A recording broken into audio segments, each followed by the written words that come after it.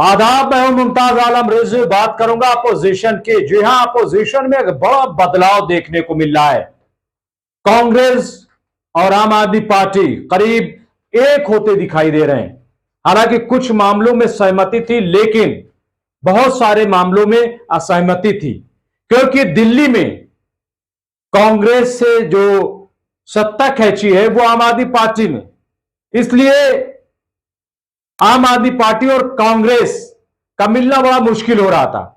हालांकि जब शुरू शुरू आप देखिएगा कि आम आदमी पार्टी की सरकार बनी थी और 28 एमएलए सिर्फ आम आदमी पार्टी के पहली बार आए थे, तो उसमें 7 एमएलए जो कांग्रेस के थे, 8 एमएलए उन्होंने साथ दिया था। लेकिन बाद में इख्तलाफ पैदा हो गया और दूरी बरकरार रही। कांग्रेस को लगा कि अगर आम आदमी पार्टी के साथ हम गए तो जाहिर है कि फिर हमारा सत्ता में लौटना बड़ा मुश्किल हो जाएगा। लेकिन बात 2024 की है। 2024 में क्या हो? दूसरी तरफ केजरीवाल का भी पेच फंसा हुआ है कि दिल्ली किसकी है। सुप्रीम कोर्ट ने हालांकि ट्रांसफर और पोस्टिंग का हक जो है वो दिल्ली सरकार को दे दिया।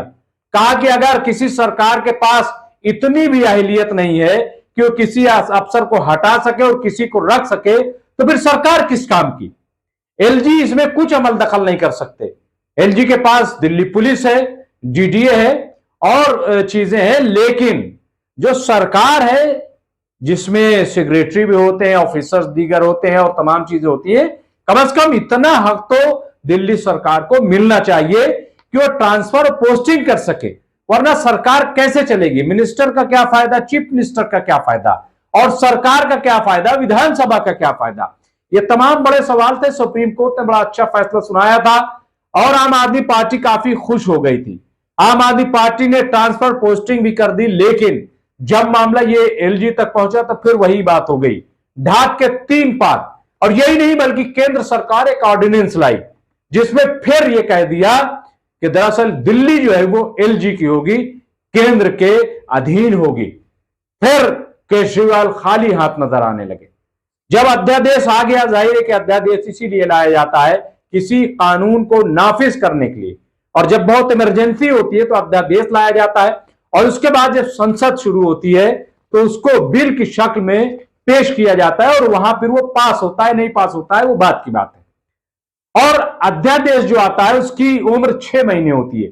6 महीने के अंदर अंदर अध्यादेश को बिल की शक्ल में पार्लियामेंट में पेश होना होता है। और पार्लियामेंट में जो दोनों ऐवान है, यानी लोकसभा और राज्यसभा, दोनों में उस बिल का पास होना जरूरी होता है। और भाजपा को लग रहा है कि लोकसभा में भी हम अक्सरियत में हैं और अगर देखें तो राज्यसभा में भी हम काफी अच्छी तादाद में हैं। ऐसे में जाहिर है कि हम तो बिल पास करवा लेंगे। इसी कॉन्फिडेंस में बीजेपी है और इसीलिए अध्यादेश लेकर के आई है। बहरहाल सरकार चले कैसे? ऐसे में कांग्रेस साथ देगी कि नहीं? क्योंकि अगर कांग्रेस साथ नहीं देती है तो राज्यसभा में कुछ नहीं होगा, संसद में कुछ हो नहीं सकता, क्योंकि अभी आम आदमी पार्टी की इतनी बड़ी ताकत नहीं है। कांग्रेस के बगैर कोई भी अपोजिशन पार्टी खुद को ताकतवर कम से कम संसद की सूरत में नहीं कह सकती कि हम ताकतवर है। ऐसे में नीतीश कुमार बड़ा अहम रोल अदा कर रहे हैं। आज नीतीश कुमार ने पहले केजरीवाल से बात की और जाहिर है कि इसी मुद्दे पर बात की होगी। 2024 जो है वो है, लेकिन सवाल यह है कि दिल्ली कैसे चले। और उसके बाद वो मल्लिकार्जुन खड़गे के पास गए, वहां पे केसी वेणुगोपाल भी थे, तो राहुल गांधी और जाहिर है तमाम जो लीडरान है, तो वहां पे जो मीटिंग हुई वो बहुत ही पॉजिटिव हुई। और अब खबर यह आ गई है कि कांग्रेस इस बात के लिए तैयार हो गई है कि वो जो अध्यादेश लाया गया है उसके खिलाफ कांग्रेस खड़ी होगी। और ये बहुत बड़ी बात है, ये बहुत बड़ा गठबंधन, ये बहुत बड़ा इशारिया है 2024 के लिए। 2024 की लड़ाई कैसे अपोजिशन लड़े? हालांकि अभी कर्नाटक में जब ओथ सेरेमनी थी तो उसमें केजरीवाल को दावत नहीं दी गई और जिससे ये लग रहा था मायावती को दावत नहीं दी गई, कुछ और लीडरान है, असदुद्दीन ओवैसी को भी दावत नहीं दी गई, कुछ और लीडरान है। तो बहरहाल अपोजिशन जो करीब 21-22 पार्टियां हैं उनमें से अगर देखा जाए तो अभी 16-17 ही साथ में है। और उन 16-17 में आम आदमी पार्टी भी थी, लेकिन आम आदमी पार्टी को अगर हटा दिया जाए तो सिर्फ 15 के करीब आसपास बचती हैं। लेकिन अब ऐसा लग रहा है कि सब साथ आने के लिए तैयार है, क्योंकि लड़ाई जो है वो बहुत बड़ी है।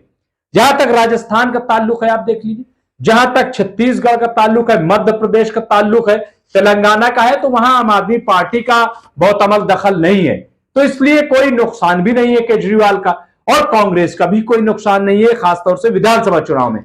ऐसे में यह बहुत जरूरी था कि ये सब एक साथ आए। और नीतीश कुमार, ये पहली मीटिंग नहीं है, इससे पहले जब पहली बार राहुल गांधी से नीतीश कुमार मिले थे इन तमाम मामलों को लेकर के, और खड़गे से मिले थे, उसके बाद उन्होंने दूसरी मुलाकात केजरीवाल से की थी।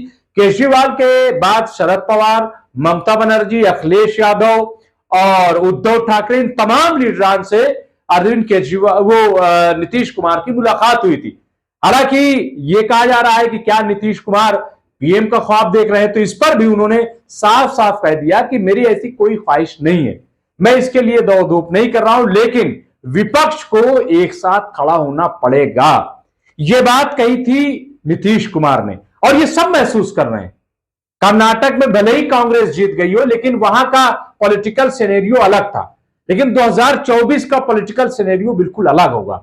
विधानसभा का अलग होता है, लोकसभा का अलग होता है। अगर इसमें सब एक साथ नहीं हुए, एकजुट नहीं हुए, तो जाहिर है कि जो सतपाल मलिक ने कहा है, शायद इन पार्टियों ने इस बात पर गौर किया। सतपाल मलिक ने कहा कि अगर 24 में आप नहीं आए और ये आ गए तो आप नहीं रहोगे, आप खत्म हो जाओगे। सतपाल मलिक वो है जो कि पूरी तरीके से, पूरी ताकत से बीजेपी के खिलाफ खड़े हो गए, मोदी सरकार के खिलाफ खड़े हो गए।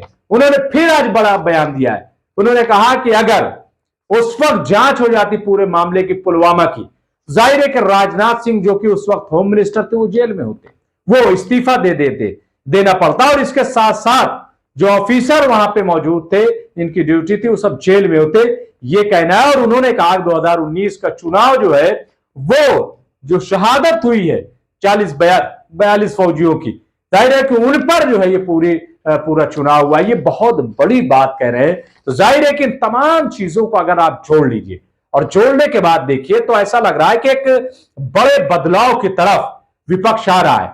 जब कर्नाटक जीती कांग्रेस, तो जाहिर है कि ममता बनर्जी का भी लहजा बदला, उसमें काफी चेंजेस आए, दूसरे और लीडरान का भी लहजा बदल रहा है। तो इसलिए अब यह कहा जा रहा है कि धीरे धीरे जो है अपोजिशन बहुत स्ट्रांग हो रहा है, और अभी पता चल जाएगा। और अभी देखिए, नई संसद का जब उद्घाटन होना, ऐसे में आप देखिए कि क्या चीजें जो है निकल के आ रही। सब जो अपोजिशन पार्टियां इस मामले में भी एक साथ खड़ी हैं। तो बहरहाल इन तमाम चीजों को अगर देखें, तो यही लग रहा है कि अपोजिशन जो है वो बहरहाल मजबूती के साथ अब हुकूमत के सामने खड़े होने के लिए तैयार है, भाजपा के सामने खड़े होने के लिए तैयार है। और दूसरी तरफ अगर आप बीजेपी को देखेंगे, तो जाहिर है कि वो दिन पर दिन जो है वो कमजोर होती चली जा रही है बीजेपी। अगर आप देखें तमाम सीटों का, साउथ में तो तकरीबन बीजेपी साफ हो गई। अगर पूरे मुल्क की बात करें, तो आप नक्शा देख सकते हैं कि वहां पर भी बीजेपी 50% से जो है वो नीचे आ चुकी है। इसका मतलब यह है कि ग्राफ जो है बीजेपी का बढ़ नहीं रहा है, गिर रहा है। और जब हम बीजेपी का ग्राफ गिरने की बात कर रहे हैं, तो इसका मतलब यह है कि मोदी जी का भी ग्राफ अब नीचे आ रहा है, ऊपर उठने वाला नहीं है। ऊपर तो तब उठ गया था कि मध्य प्रदेश की पूरी सीट जीत गई। आप देखिए कि गुजरात की इसी तरीके की सीटों पे पूरा कब्जा हुआ, मध्य प्रदेश में ज्यादा से ज्यादा सीटें जीत गई। इसी तरीके से जेडीयू के साथ जब गठबंधन था, आप बात कर लीजिए बिहार की, तो वहां पर भी बड़े पैमाने पर सीटें जीती गई, महाराष्ट्र में इसी तरीके से। लेकिन अब ऐसा नहीं है, इतनी सीटें जीत लेना इस हालत में बीजेपी के लिए बहरहाल ये मतलब कोई ये कह ले कि आसान काम नहीं है। तो अब अपोजिशन अगर साथ आ रहा है, तो बहरहाल मुझे लग रहा है कि पॉलिटिकल जो है चेंज हमें देखने को मिलेगा। बहुत बहुत शुक्रिया।